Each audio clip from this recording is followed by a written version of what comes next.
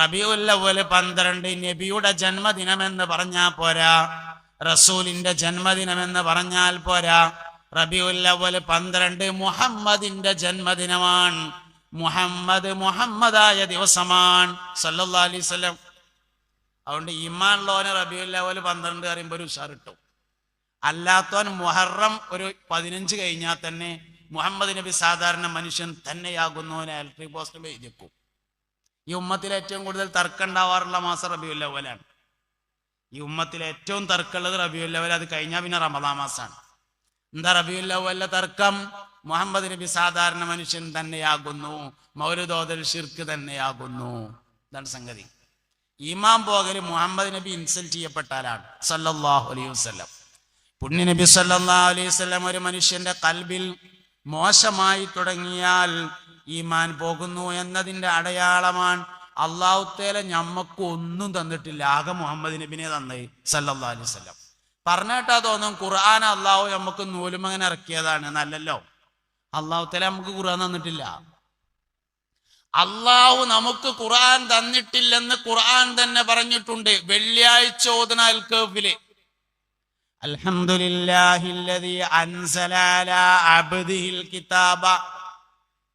അബ്ദ് എന്ന് പറഞ്ഞാൽ ഒരാളാണ്. തോനാളുണ്ടെങ്കിൽ ഇബാദ് എന്നാണ് പറയേണ്ടത് എന്ന് ഉംറ വിസക്ക് പോയാൽ തന്നെ അറിയാം. വിസ വേണ്ട ഇനി. അബ്ദ് എന്ന് പറഞ്ഞാൽ ഒരാളാണ്, തോനാളുണ്ടെങ്കിൽ ഇബാദ് പറയും.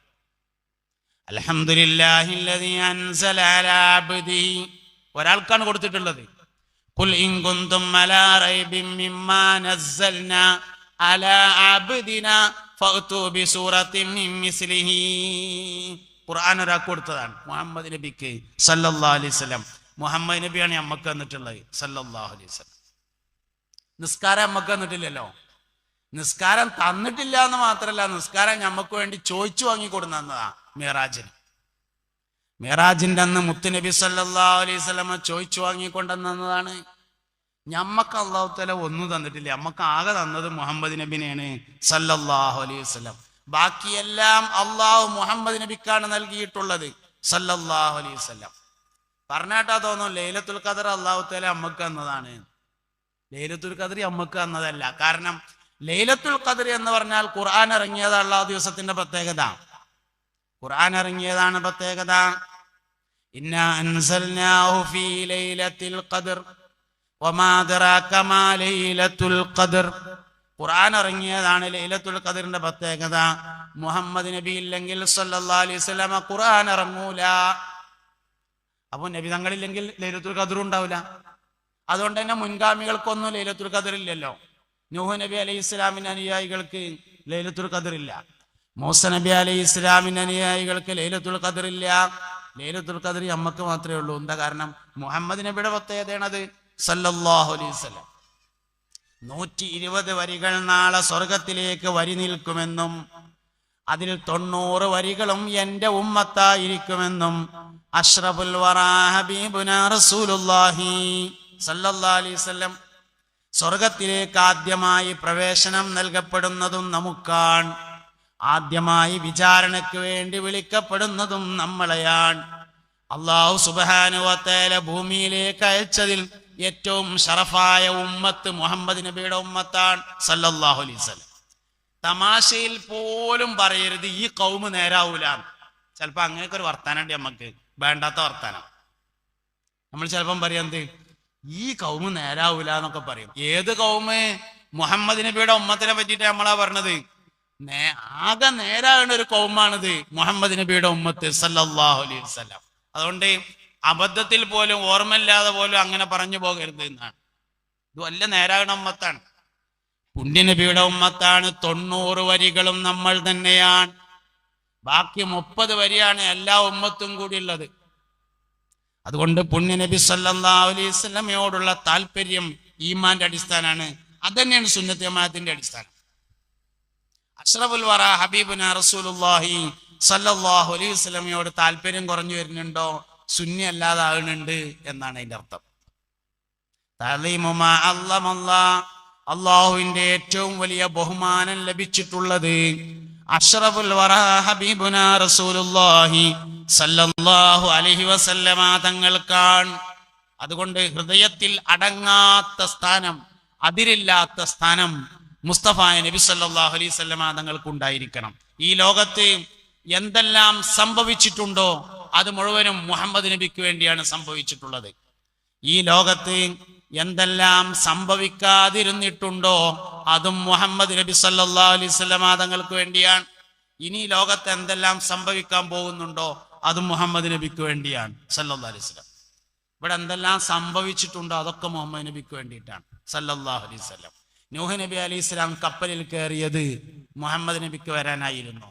ആദം നബി അലൈഹി സ്വലാം സ്വർഗത്തിൽ നിന്ന് ഭൂമിയിലേക്ക് വന്നത് മുഹമ്മദ് നബിക്ക് വരാൻ വേണ്ടിയായിരുന്നു സല്ലല്ലാഹു അലൈഹി വസല്ലം. ഇബ്രാഹിം നബി അലൈഹി സ്വലാം ഇസ്മായിൽ അലൈഹി സ്വലാമിനെ മക്കയിൽ കൊണ്ടുചെന്ന് താമസിപ്പിച്ചത് മുഹമ്മദ് നബിക്ക് വരാനായിരുന്നു. ലോകത്ത് എന്തെല്ലാം സംഭവിച്ചിട്ടുണ്ടോ അത് മുഴുവൻ മുഹമ്മദ് നബിക്ക് വേണ്ടിയിട്ടാണ്. ഇനി രണ്ടാമത്തെ ഒരു കാര്യമുണ്ട്, ലോകത്ത് എന്തെല്ലാം സംഭവിക്കാതിരുന്നിട്ടുണ്ടോ. ആദ്യം പറഞ്ഞതിന്റെ അത്ര മനസ്സിലാകണതല്ല അത്. സംഭവിക്കാത്ത കാര്യങ്ങളും എന്തുകൊണ്ട് സംഭവിച്ചില്ല എന്നതിന്റെ ഉത്തരം മുഹമ്മദ് നബിക്ക് വേണ്ടി സംഭവിച്ചില്ല എന്നാണ്. ഉദാഹരണം പറഞ്ഞാല് മറിയം ബീവി റളിയല്ലാഹു അൻഹയെ കെട്ടിച്ചിട്ടില്ല, മറിയം ബീവി റളിയല്ലാഹു അൻഹയെ കല്യാണം കഴിച്ചിട്ടില്ല. എന്തേ കല്യാണം കഴിക്കാതിരിക്കാൻ കാരണം? മുഹമ്മദ് നബിക്ക് സ്വർഗത്തിൽ കല്യാണം കഴിക്കാൻ. ലോകത്ത് എന്തെല്ലാം സംഭവിക്കാതിരുന്നിട്ടുണ്ടോ അതും മുഹമ്മദ് നബിക്ക് വേണ്ടിയിട്ടാണ്. ഇനി അതിനേക്കാൾ മനസ്സിലാകാൻ പ്രയാസമുള്ളൊരു കാര്യമാണ് മൂന്നാമത്തേത്. ഇനി എന്തെല്ലാം സംഭവിക്കാൻ പോകുന്നുണ്ടോ അതും മുഹമ്മദ് നബിക്ക് വേണ്ടിയുള്ളതാണ് സല്ലല്ലാഹു അലൈഹി വസല്ലം. ഇനി എന്താ സംഭവിക്കാൻ പോണത്? ഇനി മരിക്കും, ഖബറിലെത്തും, ഖിയാമത്ത് നാളുണ്ടാവും, മഹ്ശർ ഉണ്ടാവും, ഹിസാബ് ഉണ്ടാവും. ഇതൊക്കെ മുഹമ്മദ് നബിക്ക് വേണ്ടിയിട്ടാണ് സല്ലല്ലാഹു അലൈഹി വസല്ലം. എന്താ ഹിസാബ് പറഞ്ഞാല്? ഹിസാബ് ഏറ്റവും ചുരുങ്ങിയത് 50,000 കൊല്ലം ഉണ്ടാവുന്നതാണ്. ചുരുങ്ങിയ കണക്ക്, എല്ലാ അഭിപ്രായ വ്യത്യാസം മാറ്റി വെച്ചാല് ഏറ്റവും ചുരുങ്ങിയ കണക്കിന് 50,000 കൊല്ലം ഉണ്ടാവും. 50,000 കൊല്ലം ചെമ്പിന്റെ തറയില് സൂര്യൻ ഒരു ചാണുയരത്തിൽ എന്നത് ഏത് ആലങ്കാരിക പ്രയോഗമാണ് എന്ന് കൂട്ടിയാലും നല്ല ചൂടുണ്ടാവും എന്നുള്ളതിൽ തർക്കമൊന്നുമില്ലല്ലോ. നെരിയാണി വരെ വിയർപ്പുള്ളവർ, കാൽമുട്ട് വരെ വിയർപ്പുള്ളവർ, അരവരെ വിയർപ്പുള്ളവർ, ചെവി വരെ വിയർപ്പുള്ളവർ, മൂക്ക് വരെ വിയർപ്പുള്ളവർ, വിയർപ്പിൽ മുങ്ങിത്താഴുന്നവർ, അങ്ങനെ വ്യത്യസ്ത കാറ്റഗറിയിലായി മഹ്ശറയിൽ നിൽക്കും 50,000 കൊല്ലം. എന്തിനാ 50,000 കൊല്ലം? ഹിസാബ് തുടങ്ങിയിട്ടില്ല, തുടങ്ങാത്ത 50,000 കൊല്ലാണ്. എന്തിനാ 50,000 കൊല്ലം നിൽക്കണത്? 50,000 കൊല്ലം ഇങ്ങനെ നിൽക്കുമ്പോ ഒരാൾ ഓൻ്റെ അടുത്തുള്ള ആളോട് പറയും എന്താ നൃത്തം. അപ്പൊ അയാൾ ഇങ്ങോട്ടും പറയും എന്താ നൃത്തം. 50,000 കൊല്ലം നിൽക്കണതേ. അപ്പൊ ഒരാൾ ഓൻ്റെ അടുത്തുള്ള ആളോട് പറയും നമ്മൾ എവിടെയെങ്കിലും ഒന്ന് പോയി നോക്കിയാലോ എന്ന് പറയും. അപ്പൊ മറ്റവൻ പറയാ എന്നാ പോയി നോക്കാന്നറിയും. അങ്ങനെ പോകും ഇബ്രാഹിം നബിയുടെ അടുക്കൽ, നൂഹ് നബി അലൈഹി ഇസ്ലാമിന്റെ അടുക്കൽ, മൂസ നബി അലൈഹി ഇസ്ലാമിന്റെ അടുക്കൽ, ഈസ നബി അലൈഹി ഇസ്ലാമിന്റെ അടുക്കൽ. എന്നിട്ട് പറയും സ്വർഗത്തിലേക്കായാലും വേണ്ടില്ല, നരകത്തിലേക്കായാലും വേണ്ടില്ല, ഇവിടെ നിന്ന് കഴിച്ചിലായാ മതിയായിരുന്നു. സ്വർഗത്തേക്കായാലും വേണ്ടില്ല, നരകത്തേക്കായാലും വേണ്ടില്ല, ഇവിടെ നിന്ന് കഴിച്ചിലായാ മതിയായിരുന്നു എന്ന് പറയും. ഓലെല്ലാരും പറയും കുട്ടികളെ നമ്മളെ കാര്യം തന്നെ വലിയ കഷ്ടാണ് എന്ന് പറയും. അങ്ങനെ അവസാനം മുസ്തഫ നബി സല്ലല്ലാഹു അലൈഹി വസല്ലമയുടെ ഹദറത്തിൽ വന്നുകൊണ്ട് ആവലാതി പറയും. നബി തങ്ങൾ ഇരിക്കുന്ന സ്ഥലത്ത് നിന്ന് എഴുന്നേറ്റ് അർശിന്റെ താഴ്ഭാഗത്തേക്ക് പോയി സുജൂദിൽ വീഴുന്നു. സുജൂദിനൊടുവിൽ പറയപ്പെടും മുഹമ്മദ് മുഹമ്മദേ തല ഉയർത്തു, എന്ത് വേണമെങ്കിലും തരാമല്ലോ. റസൂലെ തല ഉയർത്തു എന്നല്ലോ, നബിയെ തല ഉയർത്തു എന്നല്ല, മുഹമ്മദെ തല ഉയർത്തു എന്നാണ്. ഈ വിളിയിൽ ഒരർത്ഥം ഉണ്ട് എന്നാണ്. അപ്പൊ ഞാൻ സാലിം ഫൈസിയാണ്. ഇന്നിവിടെ പ്രസംഗിക്കാൻ വേണ്ടി വിളിക്കുമ്പോ തുണിയും കുപ്പായും ഇസ്തിരി ഇടുന്നവനായ സാലിം ഫൈസിയെ ഇതാ പ്രസംഗിക്കുന്നു പറയാൻ പറ്റൂലല്ലോ. നവിന് ഇസ്തിരി ഇടലില്ല എന്ന് ചോദിച്ചാൽ ഉണ്ട്. കന്തൂറട്ടവനായ സാലിം ഫൈസി പ്രസംഗിക്കുന്നു എന്ന് പറയാൻ പറ്റുമോ? നവിനെ കന്തൂറട്ടിടില്ലേ? ഇട്ടിട്ടുണ്ട്, പക്ഷെ അത് പറയാൻ പറ്റൂല. കാരണം പ്രസംഗിക്കുന്നതിന്റെ യോഗ്യത കന്തൂറട്ടതല്ല, അതുകൊണ്ടാ പറയാൻ പറ്റാത്തത്. പിന്നെന്താ പറയേണ്ടത്? പ്രമുഖ പ്രകാശകനും പണ്ഡിതനുമായ എന്നൊക്കെ പറയണം. മുഹമ്മദ്, മുഹമ്മദെ തല ഉയർത്തു എന്ന് പറഞ്ഞാൽ അതിന്റെ അർത്ഥം മുഹമ്മദീയത്താണ് ഷഫാഅത്തിന്റെ യോഗ്യത, നുബുവത്തും റിസാലത്തുമല്ല. നുബുവത്തായിരുന്നുവെങ്കിൽ ഇർഫ റസക യാ അയ്യുഹൻ നബിയു എന്നാണ് വിളിക്കുക. റിസാലത്തായിരുന്നുവെങ്കിൽ ഇർഫ റസക യാ അയ്യുഹർ റസൂലു എന്നാണ് വിളിക്കുക. മുഹമ്മദീയത്തിനെ തന്നെ അംഗീകരിക്കണം. അത് 40 കൊല്ലങ്ങൾക്ക് മുമ്പാണ്. നുബുവത്തും റിസാലത്തും അംഗീകരിക്കാൻ വളരെ എളുപ്പമുണ്ട്. മുഹമ്മദീയത്തിൽ അംഗീകരിക്കുന്നിടത്താണ് പ്രശ്നം പറ്റിയിട്ടുള്ളത്. അതുകൊണ്ട് അഹ്ലുസുന്നത്തി വൽ ജമാഅ മുഹമ്മദീയത്തിനെ തന്നെ അംഗീകരിക്കും. അതുകൊണ്ടാണ് റബീഉൽ അവ്വൽ 12 നമുക്ക് ഇരുന്നോടത്ത് ഇരിക്കാൻ വയ്യാതാണ്. നമുക്ക് 12 ആയാൽ പിന്നെ പൂർവ്വ വിദ്യാർത്ഥികൾ വന്നിട്ട് ചോദിക്കും സദറുസ്താദിനോട്, പൂർവ്വ വിദ്യാർത്ഥികൾക്ക് പാടാൻ പറ്റുമോ എന്ന് ചോദിക്കും. അപ്പൊ സദറുസ്താദ് പറയും എന്നാ പാടിക്കോളി എന്ന് പറയും. അപ്പണ്ട് പാടും. അപ്പൊ കീശയിൽ കായുള്ള ആൾക്കാരുണ്ടാവും, ഗൾഫിൽ നിന്നൊക്കെ വന്നിട്ട് അവിടെ ഇങ്ങനെ നിൽക്കണു. ഓൽക്ക് തോന്നും ഇനിയിപ്പോ ഈ കായ് ഇവിടെ വെച്ചിട്ട് കാര്യമില്ലല്ലോ. അപ്പൊ കവറിലിട്ടിട്ട് കൊടുക്കാൻ തോന്നും. അപ്പോൾ ഒരാൾ കൊടുക്കും. ഇതൊക്കെ തന്നെയാണ് ഈ പറഞ്ഞ സാധനങ്ങൾ. മുസ്തഫ നബി സല്ലല്ലാഹു അലൈഹി വസല്ലമയോടുള്ള അടങ്ങാത്ത താല്പര്യത്തിന്റെ പേരാണ് അഹ്ലുസുന്നത്തി വൽ ജമാഅ എന്ന് പറയുന്നത്. അതാണ് നമ്മളെ ആശയം. ആ ആശയത്തിന്റെ സംരക്ഷണത്തിന് വേണ്ടിയാണ് സമസ്ത കേരള ജംഇയ്യത്തുൽ ഉലമ ഉണ്ടാകുന്നത്. സമസ്തയുടെ കീഴിൽ നമ്മൾ ഒരുപാട് സ്ഥാപനങ്ങൾ പടുത്തുയർത്തുന്നതും കൊണ്ടു നടക്കുന്നതുമെല്ലാം. മഹാനായ KT ഉസ്താദ് അള്ളാഹു അവരുടെ ദറജ ഉയർത്തി കൊടുക്കട്ടെ, ഇവിടെ 12 കുട്ടികളെ കൊണ്ട് സ്ഥാപിച്ചു എന്ന് സ്വാഗത ഭാഷണം മുതൽ എല്ലാ പ്രഭാഷണങ്ങളിലും പറയണ്ടായി. ഈ മഹത്തായ സ്ഥാപനം ഇന്ന് വലിയൊരു സമുച്ചയമായി മാറി ഉസ്താദ് അവറുകൾക്ക് സ്ഥിരമായി ഫാത്തിഹ കിട്ടുന്ന ഒരു തരത്തിലേക്ക് മാറിയിട്ടുണ്ട്. ഈ ദുനിയാവിൽ നിന്ന് നമ്മൾ സമ്പാദിക്കാവുന്ന ചില പ്രത്യേക സംഭാവനകളുണ്ട്. ബഹുമാനപ്പെട്ട ഇമാം ബുഖാരി റളിയല്ലാഹു അൻഹു മക്കളുണ്ടോ ഇല്ലയോ എന്ന ഒരു ചർച്ച ഉണ്ട്. ബഹുമാനപ്പെട്ട ഗൗസുൽ ആദമിന് മക്കൾ ഉണ്ടായിട്ടുണ്ട്. അതേസമയത്ത് മുഹമ്മദ് ബിൻ ഇസ്മായിൽ അൽ ബുഖാരി റളിയല്ലാഹു അൻഹു മക്കളുണ്ടോ ഇല്ലയോ എന്ന ഒരു ചർച്ച ഉണ്ട്. ആ ചർച്ച നടക്കുന്നതിൻ്റെ ഒടുവിൽ ബഹുമാനപ്പെട്ട സയ്യിദ്ന ഇബ്ൻ ഹജറുൽ ഹൈതമി റളിയല്ലാഹു അൻഹു ഒരു കാര്യം പറയുന്നുണ്ട്. കുട്ടികൾ ഉണ്ടായില്ലെങ്കിൽ എന്താ, ഫാത്തിഹ ഓതാൻ ഇഷ്ടം പോലെ ആൾക്കാരെ മഹാനവർകൾ ഉണ്ടാക്കിയിട്ടുണ്ടല്ലോ. മരിച്ചു എന്നിട്ട് ഖബറ് കിടക്കുമ്പോൾ ഒരു ഫാത്തിഹ കിട്ടുക എന്ന് പറഞ്ഞത് ഒരു വലിയ കിട്ടൽ തന്നെ കാരം. അതിന് കുറച്ച് ആൾക്കാരുണ്ടാവുക എന്ന് പറഞ്ഞാൽ അതൊരു വലിയ സംഭവം തന്നെ ആയിരിക്കും. അധിക പെൺകുട്ടികൾ, പ്രത്യേകിച്ച് വിദ്യാഭ്യാസമുള്ള കുട്ടികൾക്കൊക്കെ കല്യാണത്തോട് താല്പര്യമില്ലാതായി മാറിയിട്ടുണ്ട്. കല്യാണത്തോട് താല്പര്യമില്ലാതായതിൻ്റെ കാരണം അതിൻ്റെ കാഴ്ചപ്പാട് മാറിയതാണ്. വിവാഹത്തോട് താല്പര്യമില്ലാതെയാവാൻ കാരണം വിവാഹം എന്നത് ജീവിതത്തിന്റെ അനിവാര്യതയാണ് എന്ന് തോന്നിയത് കൊണ്ടാണ്. ഹലോ വില്ലൂർക്കാരെ, വെസ്റ്റ് വില്ലൂർക്കാരെ, വെസ്റ്റ് ആയാൽ മതി, വേസ്റ്റ് ആകരുത്. ഇങ്ങോട്ട് നോക്കിയിരിക്കുക എല്ലാവരും. ഇങ്ങോട്ട് നോക്കിയില്ലെങ്കിൽ വേസ്റ്റ് ആവും. എനിക്കും വേസ്റ്റ് ആവും, നിങ്ങൾക്കും വേസ്റ്റ് ആവും. അതുകൊണ്ട് വെസ്റ്റ് ആയാൽ മതി. ഇങ്ങോട്ട് നോക്കിയ എല്ലാവരും. നോക്കുന്നുണ്ടോ? നോക്കുന്നുണ്ട് ചങ്ങായിമാരെ നിങ്ങൾ. എന്നാ ചൊല്ലി الشفاعة هب لنا في القيامة مشفقا واهلنا إن الله يا سيدي خير النبي لا إله إلا الله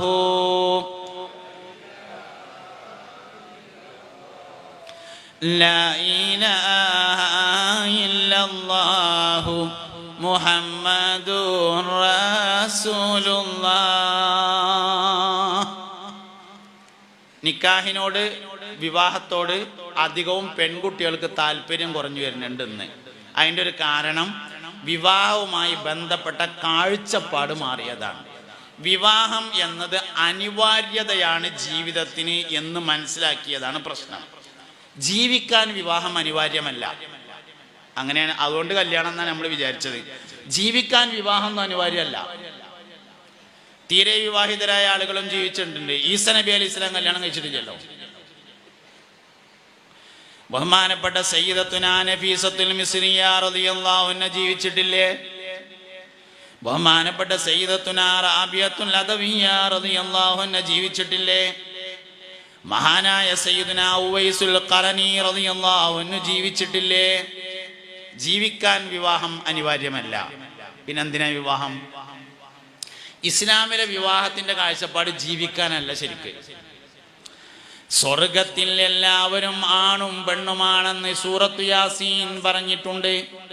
ഹും വഅസ്വാജുഹും ഫീ ളിലാലിൻ അലൽ അറായികി മുത്തഖിഊൻ ലഹും ഫിഹാ ഫാകിഹത്തുൻ വലഹും മാ യദ്ദഊൻ സലാമുൻ ഖൗലൻ മിർ റബ്ബിർ റഹീം.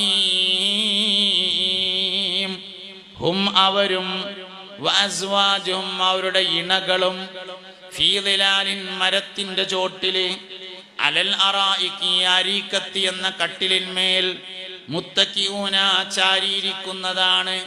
ലഹും അവർക്കുണ്ട് ഫിയാദിൽ ഫാക്കിയത്തുൻ പഴങ്ങള് വലഹും മാ യദ്ദഊൻ അവർ ആവശ്യപ്പെടുന്നതെന്തും. കല്യാണം ശരിക്കും സ്വർഗത്തേക്കുള്ളതാണ്.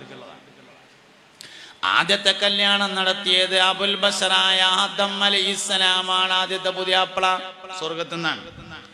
ആദ്യത്തെ പുതിയണ്ണ് ഉമ്മനയായ ഹവ്വാ ബീവി റളിയല്ലാഹു അൻഹയായിരുന്നു, സ്വർഗത്തിലാണ്. അവസാനത്തെ കല്യാണവും സ്വർഗത്തിലാണ്. മുത്തുനബിയുടെ തൃക്കല്യാണം മറിയം ബീവിയെ കല്യാണം കഴിക്കും. അവസാനത്തെ കല്യാണവും സ്വർഗത്തിലാണ്. ത്വഹ തങ്ങളെ തൃക്കല്യാണത്തിന് തോരണങ്ങളെ തൂക്കുമ്പോൾ തന്നിന്നാം പാടി താളത്തിലാടും മേളത്തിൽ എങ്ങളെ ചേർക്കല്ല അമീൻ. അല്ലാഹു നമ്മളെ ചേർക്കട്ടെ. സ്വർഗത്തിലെ ഏറ്റവും പ്രധാനപ്പെട്ട ആഘോഷം നബി തങ്ങളുടെ കല്യാണമാണ്. കല്യാണം സ്വർഗത്തിലേക്കുള്ളതാണ്. ഇവിടത്തെ അതേ ഭാര്യ തന്നെയാണ് സ്വർഗത്തിലെ, ഇവിടത്തെ അതേ ഭർത്താവ് തന്നെയാണ് സ്വർഗത്തിലെ. സത്യത്തിൽ കല്യാണം, വിവാഹം എന്നത് സ്വർഗത്തിലേക്കുള്ള ഒരുക്കമാണ്. വൈവാഹിക ജീവിതത്തിലെ എല്ലാ സന്തോഷങ്ങൾക്കും കൂലിയുണ്ട്, എല്ലാ പ്രയാസങ്ങൾക്കും കൂലിയുണ്ട്. എല്ലാം സ്വർഗത്തിലാണ്. മൻ തവ്വജ ലില്ലാഹി തവ്വജ മൻ തസവ്വജ ലില്ലാഹി തവ്വജല്ലാഹു ലഹു താജൽ മലികി ഹബീബുനാ റസൂലുള്ളാഹി.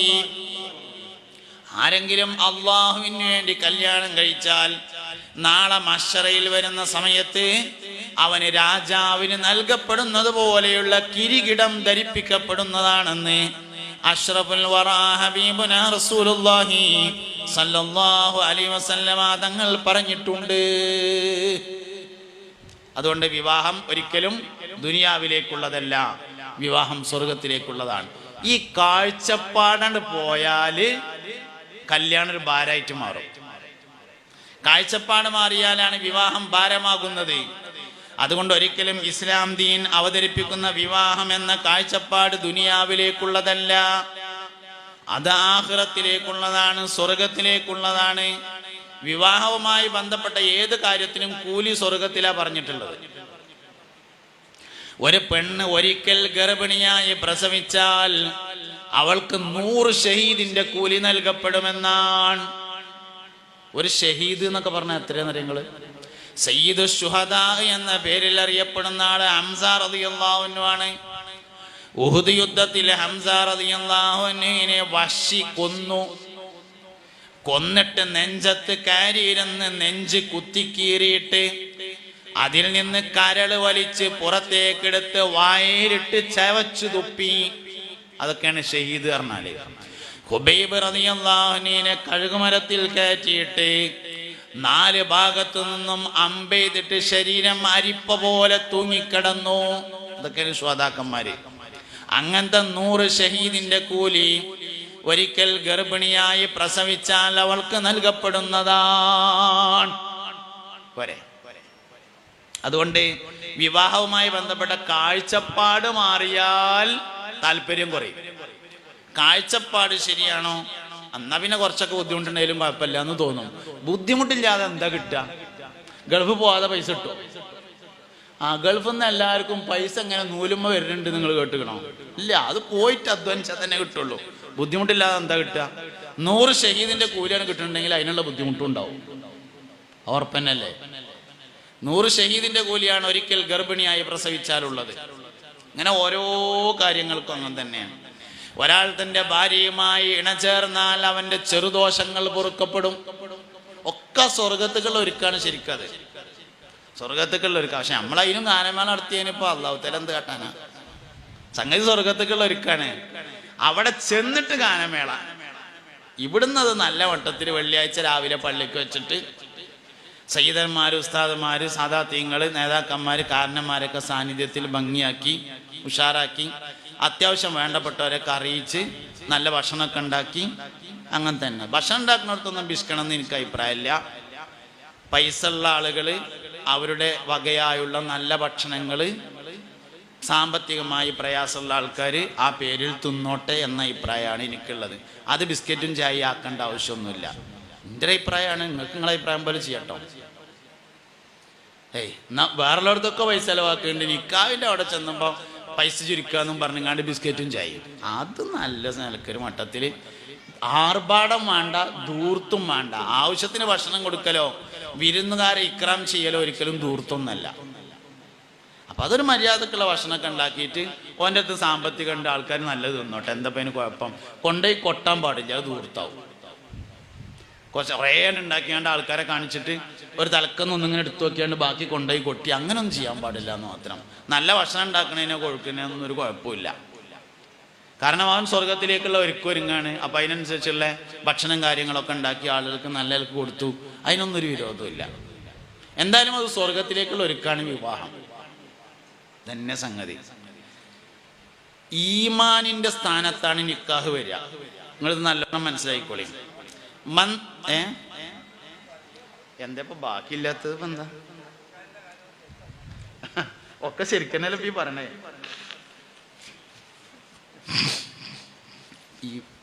ഈ പറയാൻ പറഞ്ഞിട്ട് പറയണതും പറയാതെ പറയണതും തമ്മിലൊരു വ്യത്യാസം ഉണ്ടാവും. ഞാൻ ഖത്തീബുമാർക്കൊക്കെ ട്രെയിനിങ് കൊടുക്കുമ്പോൾ പറയലുണ്ട്, വെള്ളിയാഴ്ച പറഞ്ഞ വിഷയം പറയരുത് എന്നാണ്.